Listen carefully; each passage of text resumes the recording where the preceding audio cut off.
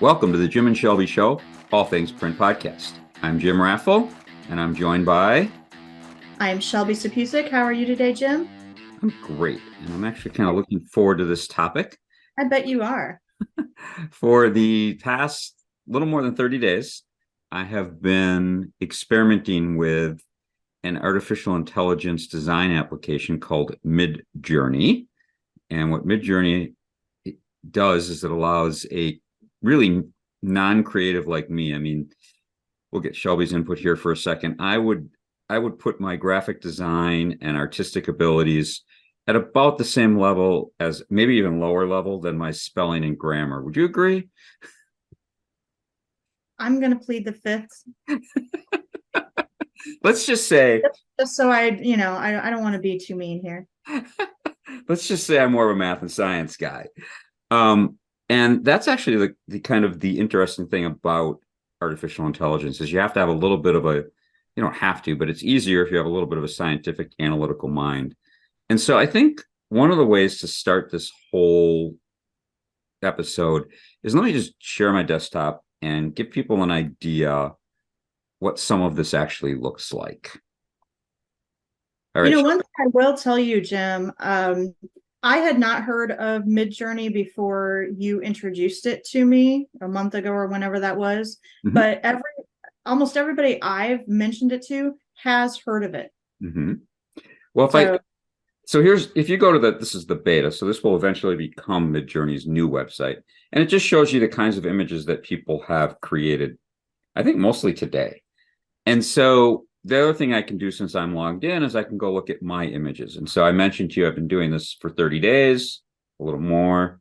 So way back on October 20th, these are the very first renderings that I did. Surprise, surprise, it's cats. Well, and coffee. Cats and coffee. So, and again, I have no artistic ability. So I was able to, using Midjourney, generate, this image on my very first day using the product. So, and then you can see there, you're right, Shelby, there was a little bit of catness going on, a little bit of Bitcoinness going on, more cats. Then we were getting ready to go on a cruise. So basically what happens is whatever my inspiration is whatever's going on in my head. What I wanted to scroll to was this section kind of right in here. Whoops, I went too far. So Shelby, you'll probably recognize these images. Sure. This allowed me, again, with no graphic design abilities, really, to end up creating this image right here. And you can see this one took me a little while. So that's the other cool thing about AI, is that I can create all of these different variations on my first try, which was here. And ultimately, we ended up with this image, which some of you may recognize from our last episode, which was the SEMA show episode. We had this artwork on a few pieces of clothing that we each wore throughout the show. We added some text to it, but AI created this image with me guiding it. It's a better way to explain it. I didn't really create it. And so this is just more cats. Look at that. This is just a catalog of all the different crazy images I've created over the last month. Again, more cruise ships, whatever, just all kinds of crazy stuff. Whatever's going through my head, that's what I did. Today, for whatever reason, I was thinking about pottery. So I did a few images related to pottery. So Are you missing Seagrove, Jim? I am missing Seagrove. You are absolutely correct. You're going to have to come down for a visit. I will have to come down for a visit. I agree. So let me jump over here to... For those of you who don't know what that means, I live in North Carolina, Greensboro, and about 45 minutes away from me, there's a little town called Seagrove, and I think it's the pottery capital of the world. Or the country? World? I think the world. I think it's the world. Yeah. And it's just a fun place, and you get to actually go in and watch them make some of these creations, and you can buy things, of course, too. So some of you who are younger than me maybe probably recognize this, and maybe even some of you are older. This is Discord. I use Discord for very little, but one of the things I use it for is Midjourney. And so you can see we've got our own little server running here. The only two people on it are me and Shelby.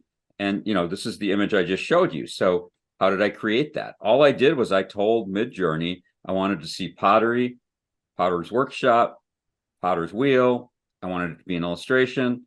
For color, I wanted it to use earth tones, and I wanted my aspect ratio to be 16:9. And what that actually generated was a group of 4 thumbnails.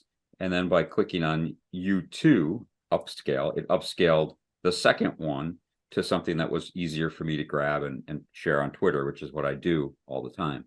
So yesterday, this was my one yesterday. For some reason, I was thinking about computers, whatever. The other thing that happened yesterday, I figured out how to load an image. That's what happened here. I figured out how to load an image and get prompts and have it do things with that. But the more important thing that happened yesterday was we finally got Shelby up and running. We ran into a few problems. And her first ever Midjourney was a dog. She has a dog. And then she liked this dog, so she did variations of this dog. Like that dog. No, that was the creepy dog. And I just wanted to know, I wanted to see what else it was going to do. All I did was put in dog, and it gave me this dog that was like built out of parts. I didn't ask for a robot dog. And then here, you just did a dog, and you added a blue background wearing a hat, and you isolated. And what isolate does is it just, obviously you can see what it does. It doesn't have a background except for the color. So it's sometimes easier to work with for a graphic designer, because one of the things you can use something like Midjourney for, and the reason, I mean, as cool as this is, one of the things that we have to all think about is what is its usefulness. And you keep holding my feet to the fire on that. It's just like, well, how are we going to use this? And I don't know. Well, we already used it to generate a shirt for a trade show. I used it to generate a couple sock designs that you've added to your little Etsy store. But again, that's just playing around for the most part.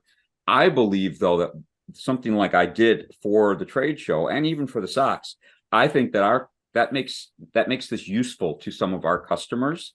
It can shorten your design cycles. If you have an idea as a designer, you can start with Midjourney and maybe create elements that you can then put together. I mean, so this is where I think creatives are still going to be needed. I'm not creative. This doesn't create anything new and unique. It just creates variations of images and things that it finds on the internet. Each and every one is unique and individual, but they aren't created by a human. So they're not, you can't copyright them. They're not really art. I mean, they are artistic. And I think they're a lot of fun to look at, but you're not going to necessarily use them independently of other images to create something. So, yeah, I mean, the other thing I did want to talk about is, got another tab open here. One of our friends, Marshall, one of my friends from the Academy of Screen and Digital Print Technology, he's created a newsletter. You have to pay for it, but it's called Midjourney Experience. He puts it out weekly. Shelby's read through one whole issue. I've read through it. It's very detailed. It's very in-depth. You will get your money's worth for $100 a year.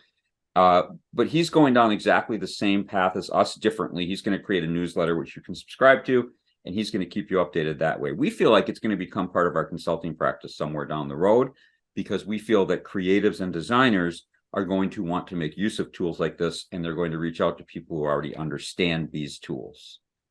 Whew, that's a long-winded thing. So Shelby, you're more creative and you're more design-based than I am. And I know this is still new. What are you seeing and what are you thinking about as you go through some of these exercises and reading up and getting Midjourney all set up?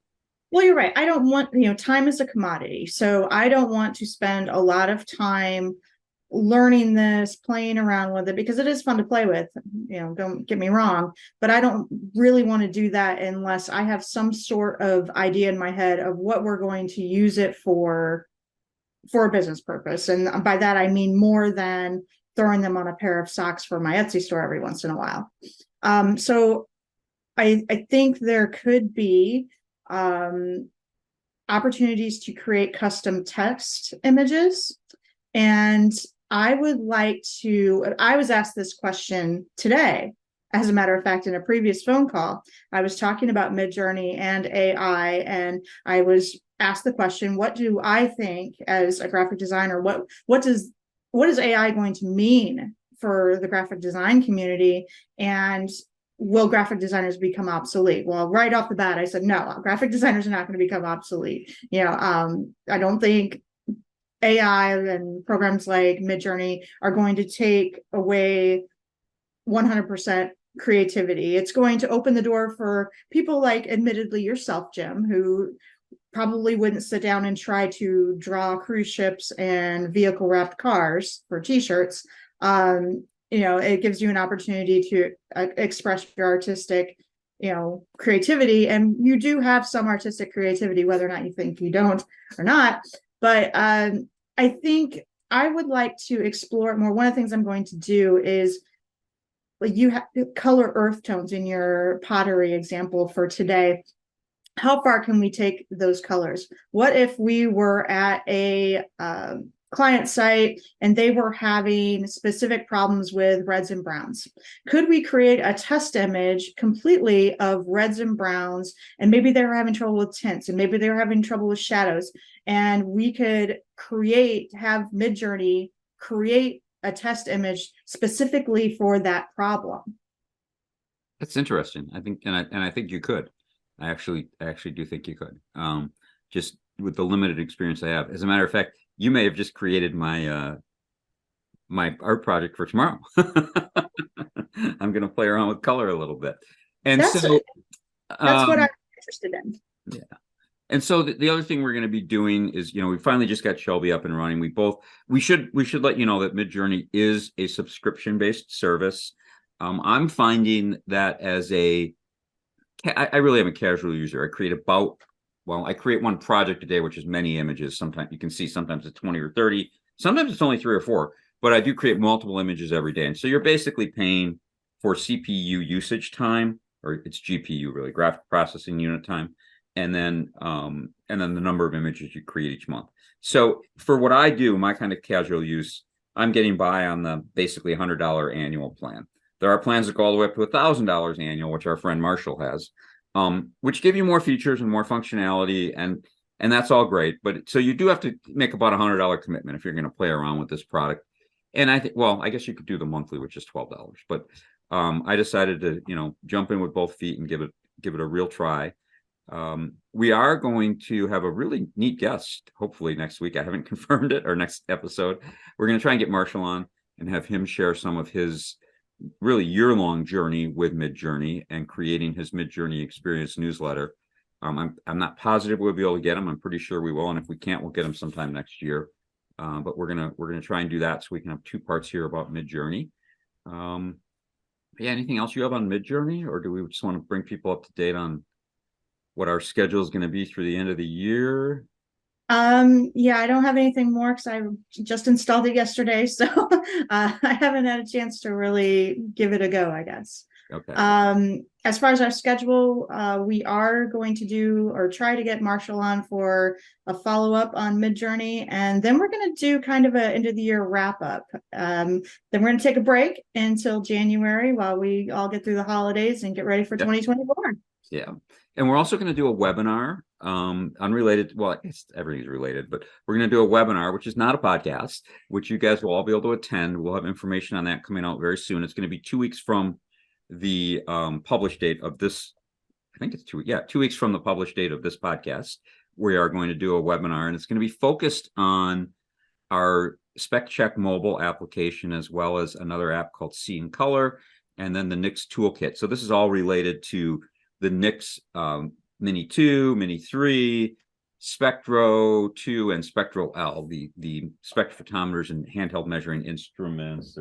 I've got one here, it's in its case, but we've shown you these enough. But it's basically the measuring devices and the software that goes with them. And we're going to spend about an hour. It's going to be a free webinar. And again, keep an eye on your inbox or wherever you follow us. I am sure it will be well promoted.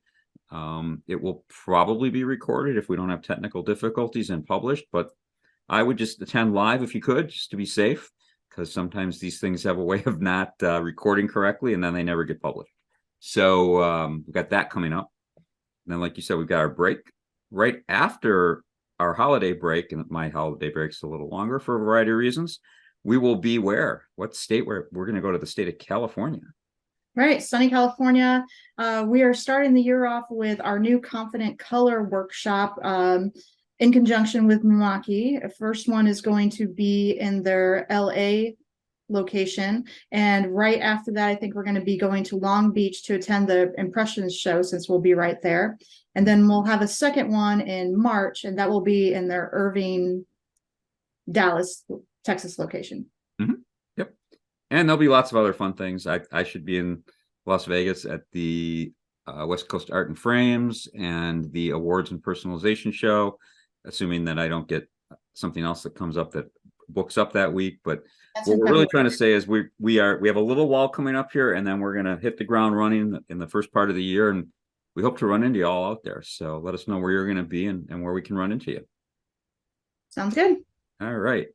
Well, we are recording the day before Thanksgiving, so Shelby, have a happy Thanksgiving. You too, Jim. That's for all our other U.S. listeners. I hope you had a happy Thanksgiving. All right. Anything else, or should we sign off? I think I have everything. You good? All right. Thanks, and we'll see you again in a couple weeks.